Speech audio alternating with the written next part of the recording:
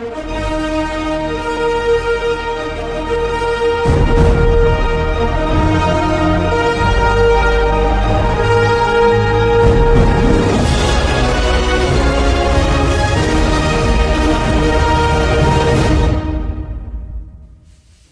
everyone, this is Rahul Mohbia and today we are gonna discuss about the ancient history.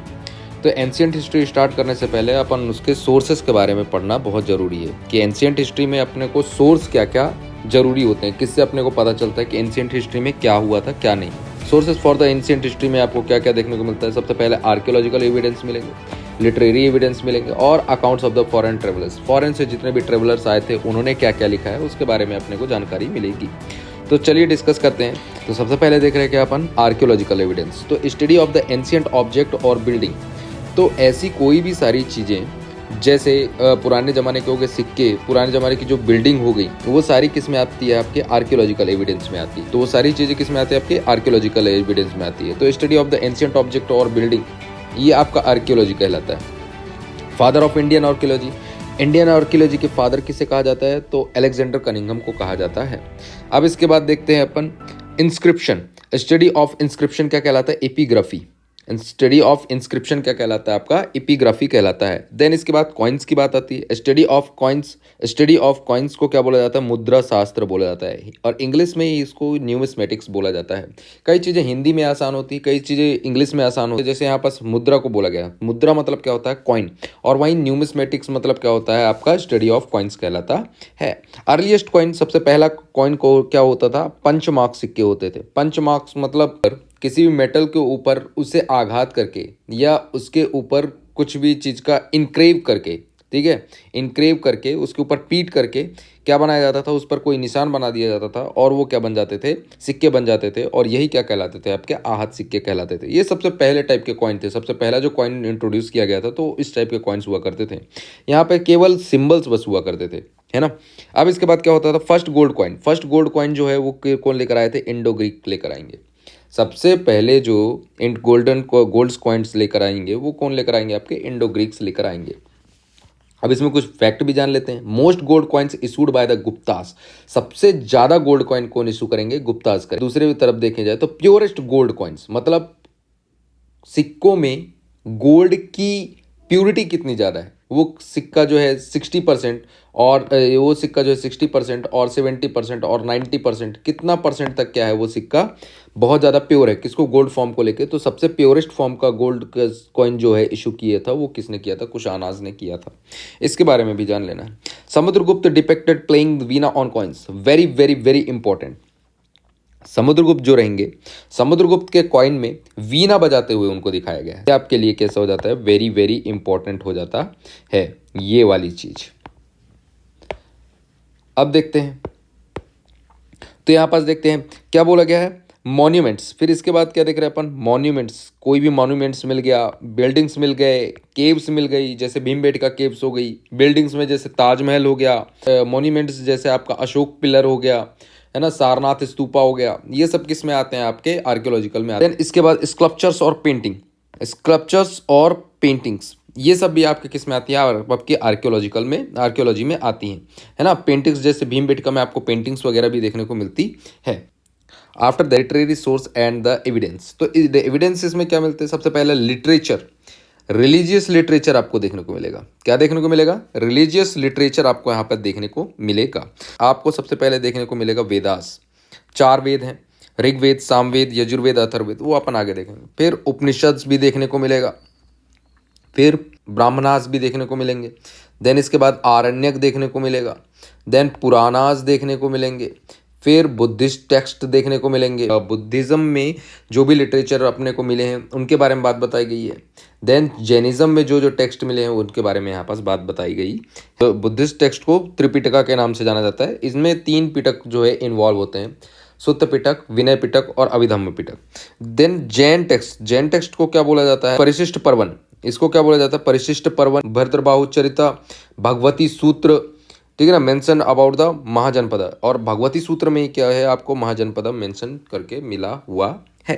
तो यहाँ पास आपका खत्म होता है लिटरेरी। वेदास कितने होते हैं, 4 होते हैं। सबसे पहला ऋग्वेदा, ऋग्वेदा में किसके बारे में बताया गया है? कलेक्शन ऑफ हाइम्स के बारे में बताया गया है। सामवेदा जो होता है collection of hymns in a musical form. Music का सबसे पहला वेरी फर्स्ट स्टार्टिंग जो है सारे गामा पा निशा, ये आप किस में देखने को मिलेगा? आपको सामवेदा में देखने को मिलेगा। अगर आपसे पूछा जाए कि म्यूजिक का स्टार्टिंग जो है वो कहाँ से पाया गया जाता है, तो आपके सामवेदा में पाया जाता है। देन इसके बाद Yajurveda, rules for the rituals and the sacrifices, यहाँ पास रिचुअल्स और सेक्रीफाइसेस के बारे में बताया जाएगा। और अथर्ववेदा में collection of the charms, mantras, spells. तो ऋग्वेदा में हाइम्स मिलेंगे, सामवेदा में आपको म्यूजिकल फॉर्म्स मिलेंगे, यजुर्वेदा में आपको रिचुअल्स सेक्रीफाइसेस मिलेंगे, और अथर्ववेदा में आपको क्या मिलेगा? चार्म्स, मंत्रास और स्पेल्स आपको देखने को मिलेंगे। अर्थशास्त्र जो है वो किसने बनाया है? कौटिल्य ने बनाया है। मॉडर्न एडमिनिस्ट्रेशन के बारे में इसमें पता चलता है। First book about the political system, ये बुक जो है अर्थशास्त्र मतलब होता है इकोनॉमिक्स, लेकिन ये पॉलिटिकल साइंस के बारे में एक्चुअल में मॉडर्न एडमिनिस्ट्रेशन के बारे में बताई जाती है। देन दूसरी जो बुक है आपकी राजतरंगिणी, इसको कल्हड़ ने लिखा है। हिस्ट्री ऑफ कश्मीर के बारे में किससे पता चलता है? आपको कल्हड़ की बुक राजतरंगिणी से पता चलता है। फिर पतंजलि की बुक क्या है? पतंजलि की बुक है Mahabhashya, information about the post modern system. Post modern के बारे में जानकारी कहाँ से मिलती है अपने को? महाभाष्य के, पतंजलि के महाभाष्य से मिलती है। देन पाणिनि की कौन सी बुक है? आपके Ashtadhyayi, first Sanskrit grammar book, pre modern society. इन सब के बारे में जानकारी अपने को कहाँ से मिलती है? वो अष्टाध्यायी से देखने को मिलती है। देन इसके बाद वी आर मूविंग अहेड, और यहाँ पास अपने को क्या देखने को मिलेगा? Foreign traveller, accounts of the foreign traveller, इन सब के बारे में अपने को देखने को मिलेगा।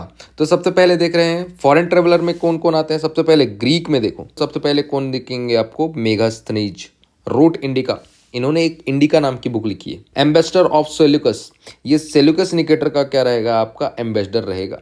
चंद्रगुप्त मौर्य कोर्ट, कहाँ आएगा ये? चंद्रगुप्त मौर्य के कोर्ट में आएगा, ये भी आपको याद रखना है। Then Chinese traveller, Chinese traveller में देखेंगे फाइयान आता है, visited during the Chandragupta second, ये चंद्रगुप्त सेकंड के टाइम पीरियड में आता है, ये भी आप याद रख लेना। और स्टेड इन द 14 ईयर, ये 14 साल तक अपने इंडिया में रहता है फाइयान। देन इसके बाद सुंग्युन आता है, केम during the 518 CE, collected the copies of the Buddhist text, ये बुद्धिस्ट टेक्स्ट की कॉपीज को कलेक्ट करता है और 3 साल तक यहाँ पास रहता है। देन हेइनसांग जो रहता है, इसकी बुक का नाम है सीयुकी, और ये किसके शासनकाल में आएगा? ये हर्षवर्धन के टाइम में आएगा, और ये 15 साल तक अपने यहाँ स्टे करेगा अपने इंडिया में। डिस्क्राइब्ड सोसाइटी के बारे में बताएगा, रिलीजन के बारे में बताएगा, पॉलिटिकल ड्यूरिंग द हर्ष के टाइम की पॉलिटिकल कंडीशन क्या थी, उन सब के बारे में कौन डिसाइड करेगा, कौन बताएगा अपने को? हेनसांग बताएगा। अरेबिक ट्रेवलर में आपको देखने को मिलेगा अलबरूनी। केम इंडिया ऑफ गजनी, ये मोहम्मद गजनी के साथ आता है अपने इंडिया में, महमूद गजनी के साथ अपने इंडिया में आता है। Resident of the modern Turkmenistan, अभी के टाइम का वो तुर्कमेनिस्तान है, पुराने टाइम में उसको गजनी बोला जाता था, है ना, और ये मोहम्मद गजनी के साथ आया हुआ था। और रोड द किताबुल हिंद, इसने कौन सी बुक लिखी है? किताबुल हिंद लिखी है, तहकीक हिंद लिखी है। अलबरूनी ने किताबुल हिंद या तहकीक हिंद बुक नाम की लिखी है। देन इसके बाद इब्न बतूता जो रहेंगे, उन्होंने बुक लिखी है कौन सी? रेहला। केम इंडिया इन 1333। काजी, इसको काजी की तरह नियुक्त किया गया था एज अ जज बाय मोहम्मद बिन तुगलक। मोहम्मद बिन तुगलक को ही पागल बादशाह बोला जाता है, और ये इब्न बतूता को एज अ काजी जो है अपने कोटियर में शामिल कर लेगा। अदर ऑथर जो रहेंगे आपके, मार्को पोलो आपको देखने को मिलेंगे। विजिट पांड्याज रीजन, ये जो मार्को पोलो है पांड्या रीजन पे आकर विजिट करेंगे।